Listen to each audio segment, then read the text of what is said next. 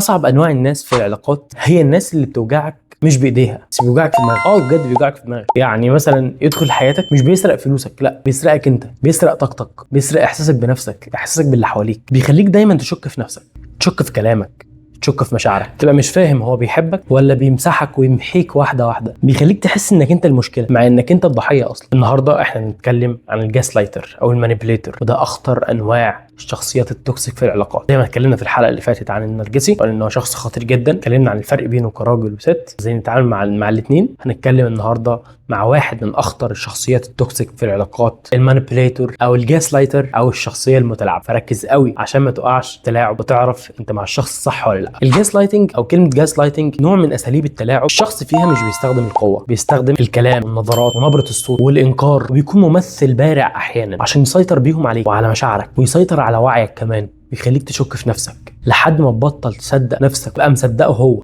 تبقى انت اللي اتاذيت بس هو يقنعك لا انك انت اللي اذيت. تتعصب من تصرفاته المستفزه او من التلاعب بتاعه، تلاقيه فجاه يقول لك هو انت مريض، وانت ليه بتكبر المواضيع كده. وللاسف مع الوقت بتبدا تصدقه لان هو شخص بيجيد التلاعب، بيعرف كويس هو بيعمل ايه، فنان. ولما بتصدقه مع الوقت بتتحول من شخص واثق في نفسه لشخص اصبح بيتاسف على حاجات هو ما عملهاش اساسا. ولان الشخص المتلاعب ما بيظهرش على حقيقته في بدايه العلاقه او من اول يوم، فهو بيبدا بالعكس تماما.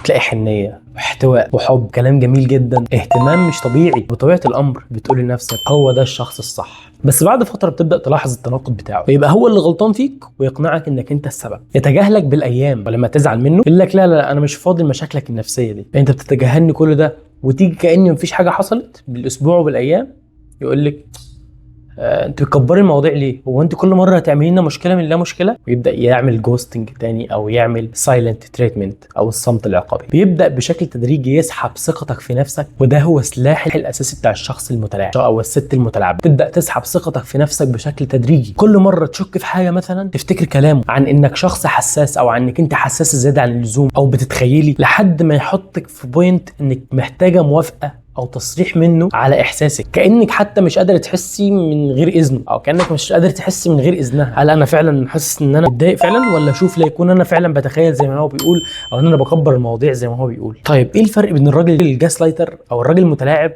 والمانيبيوليتيف وومن او الست المتلاعبه؟ رقم واحد، الراجل المتلاعب مش بالضروره ان هو يكون شخص شرير، هو شخص بيستخدم الذكاء العاطفي بطريقه احترافيه وبشكل مؤذي. بيعرف يقول الكلمه الصح في الوقت الغلط، يعرف كويس يخليك تحس انك محتاجه رضاه بشكل دائم ومستمر، وفي نفس الوقت يديلك احساس انك مش كفايه دايما. الراجل المتلاعب احنا حصرناه في 4 انماط مش هيطلع براها. النمط الاولاني الشارمينج كنترولر او المتحكم الساحر، يسموه في علم النفس كده. وده العلامه الواضحه بالنسبه له ان هو بيبدا باهتمام وحنيه زياده عن اللزوم، بس الهدف هنا مش ان هو يحبك، الهدف انه يمتلكك. ولو حاولت تبعدي عنه هتلاقيه بيضغط عليكي بالحب او يحسسك بالذنب او الشفقه. كل دي تولز من التولز بتاعته، بيعرف هو بيستخدمها ازاي كويس وامتى. النمط الثاني من انماط الجاس لايت، الراجل المتلاعب، بيسموه فيكتيم بلاير او اللي هو دايما ضحيه، الضحيه الدائمه. اي حاجه بتحصل غلط انت السبب، كده كده عمره ما يقول لك انا غلطان. هو دايما ضحيه، دايما بيمثل دور الضحيه بشكل محترف، دايما هو اللي مظلوم، كل الناس حواليه هي اللي بتاذيه، دايما عنده صراعات ومشاكل وانت عندك كنافه بمانجا، دايما هو بيعيش اصعب الفتره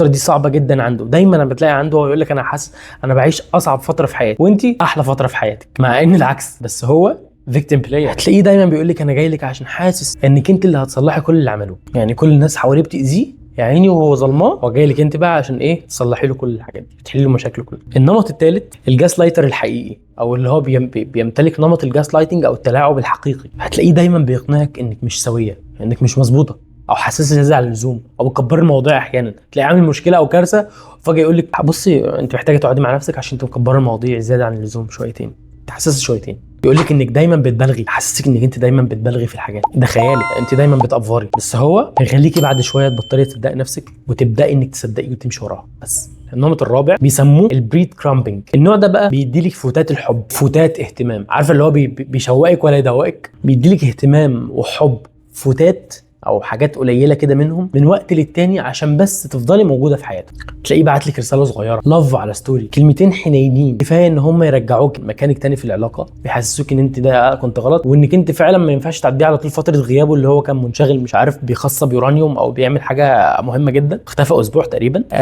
خلاص يحسسك ان انت كنت غلط في التصور ده وان هو معاه حق. طب اعرف ازاي ان انا مع راجل متلاعب، او ايه هي العلامات اللي بتقولي ان انا مع جاس لايتر او الراجل ده متلاعب؟ اعرفهم ازاي؟ بتلاقيه بيختفي فتره ويرجع كأن مفيش حاجه حصلت، وهيبرر لك ان الفتره اللي كان مختفيها ديت او اليومين او الثلاث ايام او الاسبوع كان بيعمل حاجه مهمه جدا وما ينفعش حد يعرفها، او كان مختفي عشان بيخصب يورانيوم او بيصلح خرم الاوزون او حاجه زي كده، فانت لازم تصدق. رقم 2، لما اي حاجه ما تعجبوش منك، مثلا سلوك انك انت تبداي تدخليه في مود الجد وتزنقيه او تحسسيه ان هو غلطان او ان انت تفوقي شويه، دايما هتلاقيه بيستخدم معاك السايلنت تريتمنت او الصمت العقابي، بيقلل من مشاعرك دايما، او ممكن احيانا تلاقيه يسخر منها، بعت له لف ولا حاجه او بعت له كلام حب يقوم رامي افيه عليه يضحك. دايما بيخليكي تشك في نفسك. اي نقاش مع الجاس لايتر هتلاقيه بينتهي انك انت اللي غلطانه، استحاله يطلع نفسه غلطان في الاخر. هتلاقيه دايما لو هو موجود مش مختفي، لا هتلاقيه بيحاول يعزلك عن اصحابك عشان يمتلك.